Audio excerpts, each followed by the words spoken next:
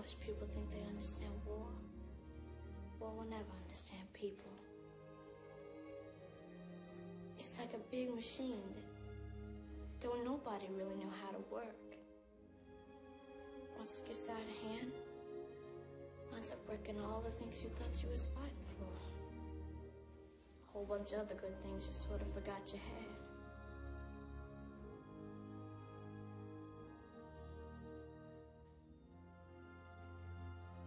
I learned this summer that my brother was right.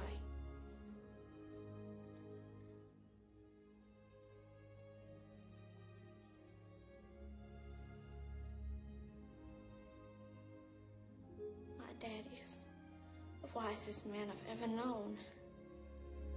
And that no matter what anybody